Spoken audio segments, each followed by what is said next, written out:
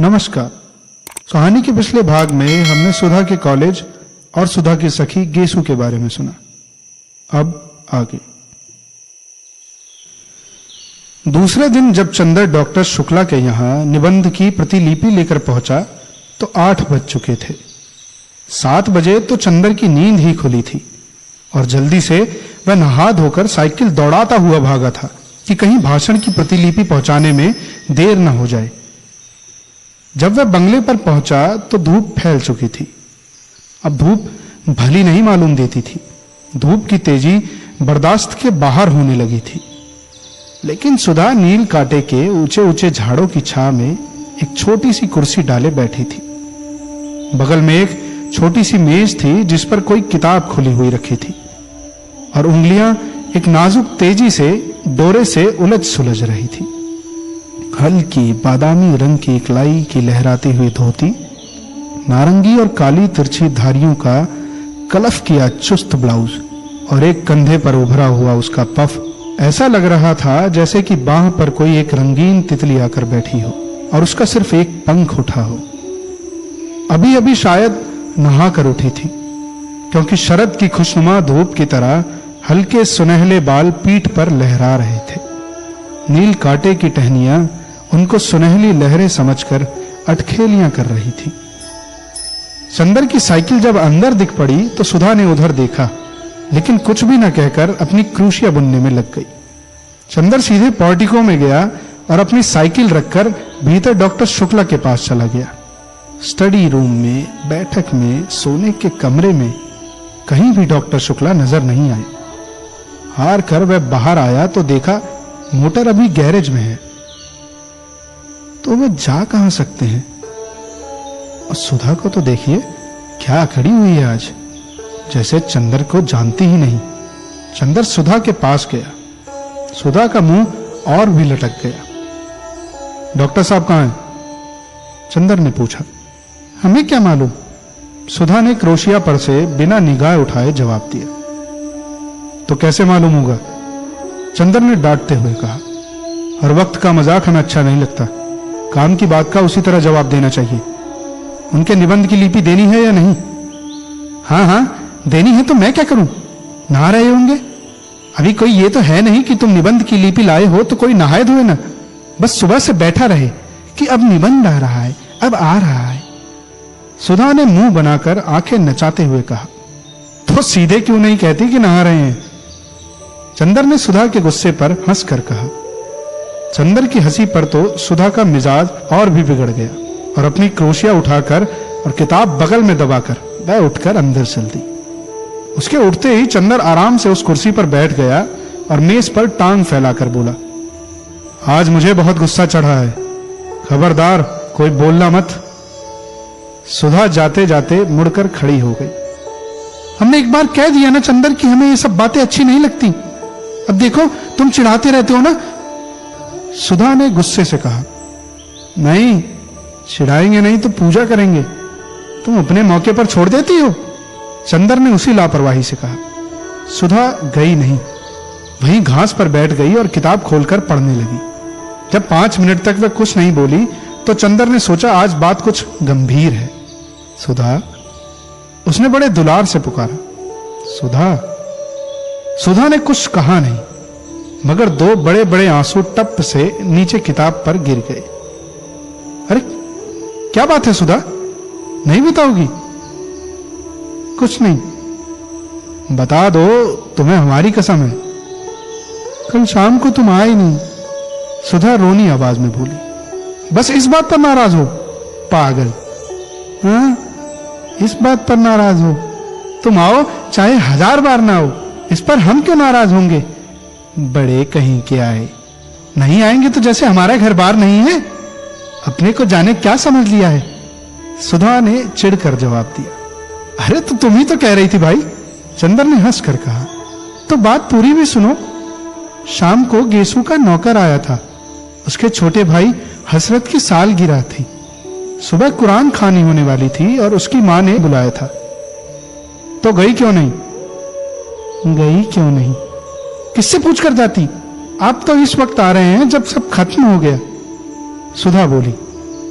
तो पापा से पूछ के चली जाती, चंदर ने समझा कर कहा। और फिर गेसू के यहां तो अक्सर जाती आती रहती हो तुम। तो आज तो डांस भी करने के लिए कहा था उसने, फिर बाद में तुम कहते सुधा तुम्हें ये नहीं करना चाहिए था, वो नहीं करना चाहिए था, लड़कियों को ऐसे रहना वैसे रहना चाहिए, और बैठ के उपदेश पिलाते और नाराज होते। बिना तुमसे पूछे हम कहीं सिनेमा पिकनिक जलसों में गए हैं कभी? और फिर आंसू टपक पड़े। पगली कहीं की, इतनी सी बात पर रोना क्या? किसी के हाथ कुछ उपहार भेज दो और फिर किसी मौके पर चली जाना।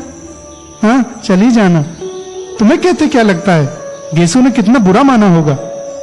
सुधा ने बिगड़ते हुए कहा। फिर इम्तिहान आ रहा है, फिर कब जाएंगे? कब है इम्तिहान तुम्हारा? चाहे जब हो। मुझे पढ़ाने के लिए कहा किसी ने? अरे भूल गए। आज आज आज कह देंगे।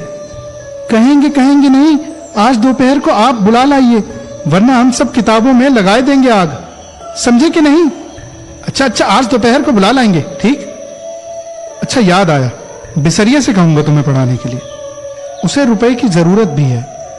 चंदर ने छुटकारे का कोई रास्ता न पाकर कहा। आज दोपहर को जरूर से? सुधा ने फिर आंख नचाकर कहा। जरूर से बाबा, जरूर से। चंदर ने एक संतोष की सांस लेकर कहा।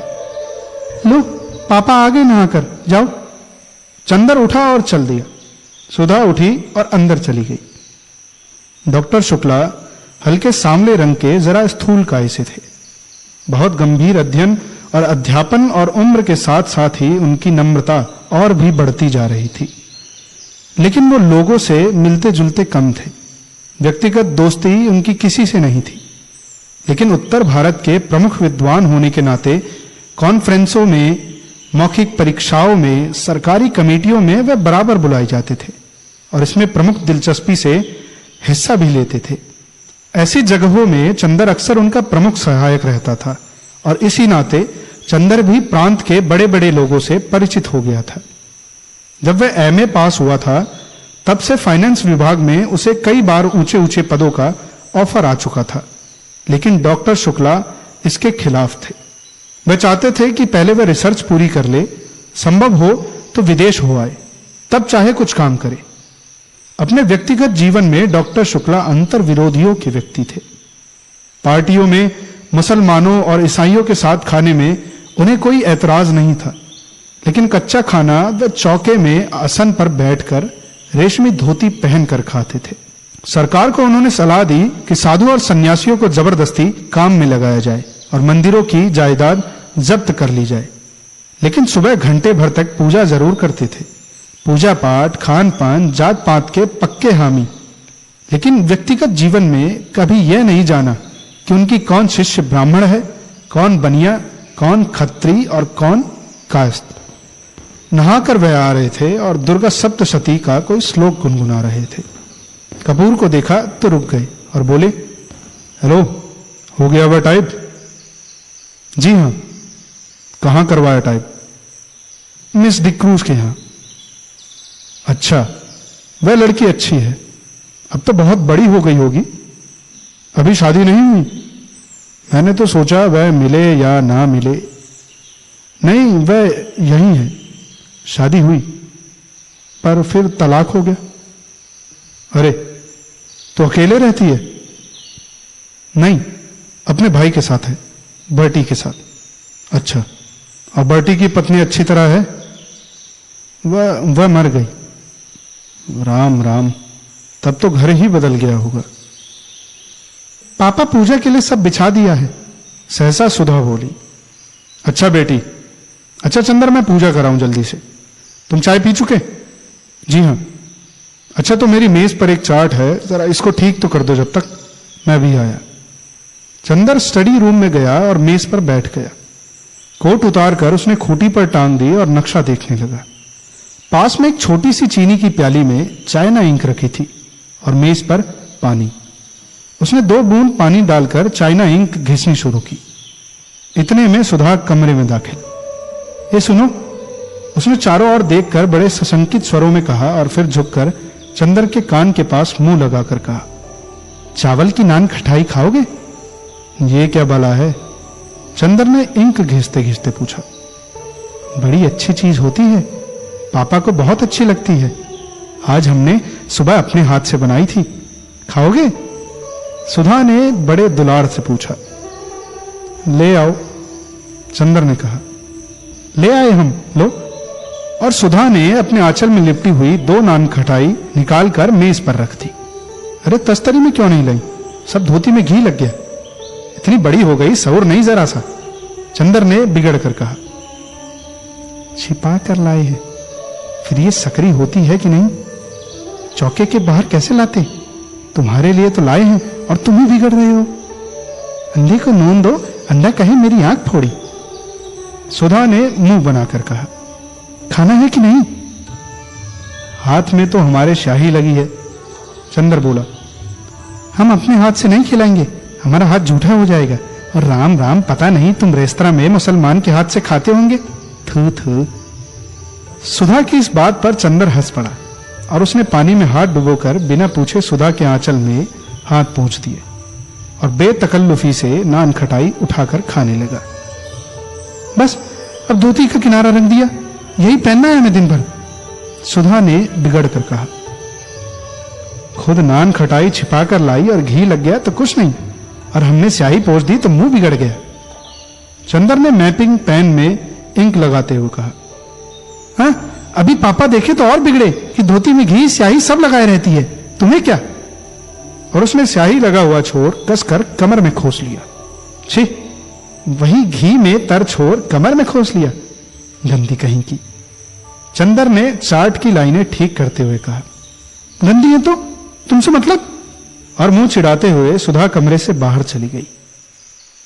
चंदर चुपचाप बैठा चार्ट दुरुस्त करता रहा। उत्तर प्रदेश के पूर्वी जिला बलिया, आजमगढ़, बस्ती, बनारस आदि में बच्चों की मृत्यु संख्या का ग्राफ बनाना था और एक और उनके नक्शे पर बिंदुओं की एक सघनता से मृत्यु संख्या का निर्देश करना था।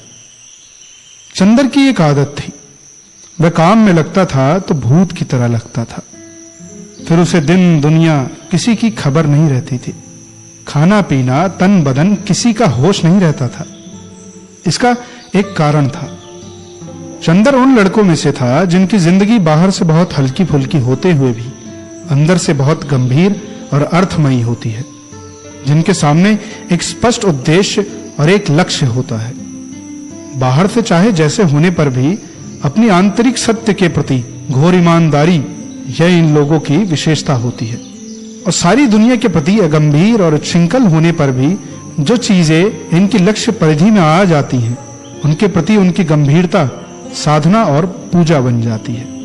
इसलिए बाहर से इतना व्यक्तिवादी और सारी दुनिया के प्रति निरपेक्ष और लापरवाही दिख पड़ने पर भी वह अंतरतम से समाज और युग और अपने आसपास के जीवन और व्यक्तियों के प्रति अपने को बेहद उत्तरदायी अनुभव करता था। वह देशभक्त भी था और शायद समाजवादी भी, पर अपने तरीके से। वह खद्दर नहीं पहनता था, कांग्रेस का सदस्य नहीं था, जेल नहीं गया था, फिर भी वह अपने देश को प्यार करता था, बेहद प्यार। उसकी देशभक्ति, उसका समाजवाद सभी उसके अध्ययन और खोज में समा गया था। वह जानता था कि समाज के सभी स्तंभों का स्थान अपना अलग होता है। अगर सभी मंदिरों के कंगूरे का फूल बनने की कोशिश करने लगे तो नींव की ईंट और सीढ़ी का पत्थर कौन बनेगा? और वह जानता था कि अर्थशास्त्र वह पत्थर है जिस पर समाज के सारे भवन का बोझ है। और उसने निश्चय किया था कि अपने देश, अपने युग के आर्थिक पहलू को वह खूब अच्छी तरह से अपने ढंग से विश्लेषण करके देखेगा। और उसे आशा थी कि वह एक दिन ऐसे समाधान खोज निकालेगा कि मानव की बहुत सी समस्याएं हल हो जाएंगी। और आर्थिक और राजनीतिक क्षेत्र में अगर आदमी खूंखार जानवर बन गया है तो एक दिन दुनिया उसकी एक आवाज पर देवता बन जाएगी। इसलिए जब वह बैठकर कानपुर की मीलों के मजदूरों के वेतन का चार्ट बनाता था या उपयुक्त साधनों के अभाव में मर जाने वाले गरीब औरतों और बच्चों का लेखा जोखा करता था, तो उसके सामने अपना कैरियर, अपनी प्रतिष्ठा, अपनी डिग्री का सपना नहीं होता था। उसके मन में उस वक्त वैसा संतोष होता था जो किसी पुजारी के मन में होता है जब वह अपनी देवता की अर्चना के लिए धूप, दीप, नैवेद्य सजाता है। बल्कि चंदर थोड़ा भावुक था। एक बार तो जब चंदर ने अपने रिसर्च के सिलसिले में यह पढ़ा कि अंग्रेजों ने अपनी पूंजी लगाने और अपना व्यापार फैलाने के लिए किस तरह मुर्शिदाबाद से लेकर रोहतक तक हिंदुस्तान के गरीब से गरीब और अमीर से अमीर बाशिंदों को अमानुषिकता से लूटा, तब वह फूट फूट कर रो पड़ा था। लेकिन इसके बावजूद उसने राजनीति में कभी डूबकर हिस्सा नहीं लिया, क्योंकि उसने देखा कि उसके जो भी मित्र राजनीति में गए वह थोड़े दिन बाद बहुत प्रसिद्ध और प्रतिष्ठा पा गए, मगर आदमियत खो बैठे। अपने अर्थशास्त्र के बावजूद वह यह समझता था कि आदमी की जिंदगी सिर्फ आर्थिक पहलू तक सीमित नहीं है, और वह यह भी समझता था कि जीवन को सुधारने के लिए सिर्फ आर्थिक ढांचा बदल देने भर की जरूरत नहीं है। उसके लिए आदमी का सुधार करना होगा, व्यक्ति का सुधार करना होगा, वरना एक भरे पूरे और वैभवशाली समाज में भी आज कैसे अस्वस्थ और पाशविक वृत्तियों वाले व्यक्ति रहेंगे तो दुनिया ऐसे ही लगेगी जैसे एक खूबसूरत सजा सजाया महल जिसमें कीड़े और राक्षस रहते हों। वह यह भी समझता था कि वह जिस तरह की दुनिया का सपना देखता, वह दुनिया आज किसी भी एक राजनीतिक क्रांति या किसी भी विशेष पार्टी की सहायता मात्र से नहीं बन सकती है। उसके लिए आदमी को अपने को बदलना होगा, किसी समाज को बदलने से काम नहीं चलेगा। इसलिए वह अपने व्यक्ति के संसार में निरंतर लगा रहता और समाज के आर्थिक पहलू को समझने की कोशिश करता रहता था। यही कारण है कि अपने जीवन में आने वाले व्यक्तियों के प्रति वह बेहद ईमानदार रहता था और अपने अध्ययन और काम के प्रति वह सचेत और जागरूक रहता था। और वह अच्छी तरह समझता था कि इस तरह वह दुनिया को उस और बढ़ने में थोड़ी सी मदद कर रहा है, क्योंकि अपने में भी वह सत्य की वही चिंगारी पाता था। इसलिए कवि या दार्शनिक न होते हुए भी वह इतना भावुक, इतना दृढ़ चरित्र, इतना सशक्त और इतना गंभीर था, और काम तो अपना वह इस तरह करता था जैसे वह किसी की एकाग्र उपासना कर रहा हो। इसलिए जब वह चार्ट के नक्शे पर कलम चला रहा था तो उसे मालूम नहीं हुआ कि कितनी देर से डॉक्टर शुक्ला आकर उसके पीछे खड़े हो गए हैं। वाह, नक्शे पर तो तुम्हारा हाथ बहुत अच्छा चलता है, बहुत अच्छा।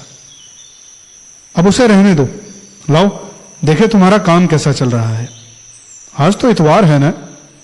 डॉक्टर शुक्ला पास की कुर्सी पर बैठकर बोले, चंदर, आजकल मैं एक किताब लिखने की सोच रहा हूं। मैंने सोचा है कि भारतवर्ष की जाति व्यवस्था का नए वैज्ञानिक ढंग से अध्ययन और विश्लेषण किया जाए। तुम इसके बारे में क्या सोचते हो? व्यर्थ है। जो व्यवस्था आज नहीं तो कल चूर चूर होने जा रही है, उसके बारे में तुम्हार बांधना और समय बर्बाद करना बेकार है। चंदर ने बहुत आत्मविश्वास से कहा, यही तो तुम लोगों में खराबी है। कुछ थोड़ी सी खराबियां जाति व्यवस्था की तरफ देख ली तो उसके खिलाफ हो गए। एक रिसर्च स्कॉलर का दृष्टिकोण ही दूसरा होना चाहिए। फिर हमारे भारत की प्राचीन सांस्कृतिक परंपराओं को तो बहुत ही सावधानी से समझने की आवश्यकता है। यह समझ लो कि मानव जाति दुर्बल नहीं है। अपने विकास क्रम में वह उन्हीं संस्थाओं, रीति रिवाजों और परंपराओं को रखने देती है जो उसके अस्तित्व के लिए बहुत आवश्यक होती है। अगर वह आवश्यक न हुई तो मानव उससे छुटकारा मांग लेता है। यह जाति व्यवस्था जाने कितने सालों से हिंदुस्तान में कायम है। क्या यही बात का प्रमाण नहीं है कि यह बहुत सशक्त है, अपने में बहुत जरूरी है? अरे हिंदुस्तान की भली चलाई। चंदर बोला, हिंदुस्तान में तो गुलामी कितने दिनों से कायम है, तो क्या वह भी जरूरी है? बिल्कुल जरूरी। डॉक्टर शुक्ला बोले, मुझे भी हिंदुस्तान पर गर्व है। मैंने कभी कांग्रेस का काम किया, लेकिन मैं इस नतीजे पर पहुंचा हूं कि जरा सी आजादी अगर मिलती है हिंदुस्तानियों को तो वह उसका भरपूर दुरुपयोग करने से बाज नहीं आते, और कभी भी ये लोग अच्छे शासक नहीं निकलेंगे। अरे नहीं, ऐसी बात नहीं। हिंदुस्तानियों को ऐसा बना दिया है अंग्रेजों ने, वरना हिंदुस्तान ने ही तो चंद्रगुप्त और अशोक पैदा किए थे। और रही जाति व्यवस्था की बात, तो मुझे तो स्पष्ट दिख रहा है कि जाति व्यवस्था टूट रही है। कपूर बोला, रोटी बेटी की कैद थी, रोटी की कैद तो करीब करीब टूट गई। अब बेटी की कैद भी, ब्याह शादियां भी दो एक पीढ़ी के बाद स्वच्छंदता से होने लगेंगी। अगर ऐसा होगा तो बहुत गलत होगा। इससे जातिगत पतन होता है। ब्याह शादी को कम से कम मैं भावना की दृष्टि से नहीं देखता। यह एक सामाजिक तथ्य है और उसी दृष्टिकोण से हमें देखना चाहिए। शादी में सबसे बड़ी बात होती है सांस्कृतिक समानता। और जब अलग अलग जाति में अलग अलग रीति रिवाज हैं तो एक जाति की लड़की दूसरे जाति में जाकर कभी भी अपने को ठीक से संतुलित नहीं कर सकती। और फिर एक बनिया की व्यापारिक प्रवृत्तियों की लड़की और एक ब्राह्मण का अध्ययन वृत्ति का लड़का, इनकी संतान न इधर विकास कर सकती है न उधर। यह तो सामाजिक व्यवस्था को व्यर्थ के लिए असंतुलित करना होगा। हाँ, लेकिन विवाह को आप केवल समाज के दृष्टिकोण से क्यों देखते हैं? व्यक्ति के दृष्टिकोण से भी देखिए। अगर दो विभिन्न जाति के लड़के लड़की अपना मानसिक संतुलन ज्यादा अच्छा कर सकते हैं तो क्यों ना विवाह की इजाजत दी जाए? ओह, एक व्यक्ति के सुझाव के लिए हम समाज को क्यों नुकसान पहुंचाएं? और इसका क्या निश्चय कि विवाह के समय यदि दोनों में मानसिक संतुलन है तो विवाह के बाद भी रहेगा। मानसिक संतुलन और प्रेम जितना अपने मन पर आधारित होता है उतना ही बाहरी परिस्थितियों पर। क्या जाने ब्याह के वक्त की परिस्थिति का दोनों के मन पर कितना प्रभाव है और उसके बाद संतुलन रह पाता है या नहीं। और मैंने तो लव मैरिज को असफल होते ही देखा है। बोलो, है या नहीं? डॉक्टर शुक्ला ने कहा, हाँ, प्रेम विवाह अक्सर असफल होते हैं, लेकिन संभव है वह प्रेम न होता हो। जहां सच्चा प्रेम होगा वहां कभी असफल विवाह नहीं होंगे। चंदर ने बहुत साहस करके कहा, ओह, यह सब साहित्य की बातें हैं। समाज शास्त्र की दृष्टि से या वैज्ञानिक दृष्टि से देखो। अच्छा खैर, अभी मैंने उसकी रूपरेखा बनाई है, लिखूंगा तो तुम्हें सुनाता चलूंगा। लाओ, वह निबंध कहाँ है?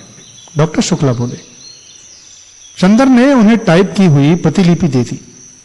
उलट पुलट कर डॉक्टर शुक्ला ने देखा और कहा, अच्छा चंदर, अपना काम इधर ठीक ठाक कर लो, अगले इतवार को लखनऊ कॉन्फ्रेंस में चलना है। अच्छा, कार पर चलेंगे या ट्रेन से? ट्रेन से। अच्छा।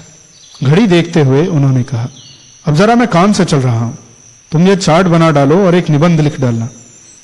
पूर्वी जिलों में शिशु मृत्यु। प्रांत के स्वास्थ्य विभाग ने एक पुरस्कार घोषित किया है। डॉक्टर शुक्ला चले गए। चंदर ने फिर चार्ट में हाथ लगाया। अब आगे की कहानी सुनने के लिए बने रहिए हमारे चैनल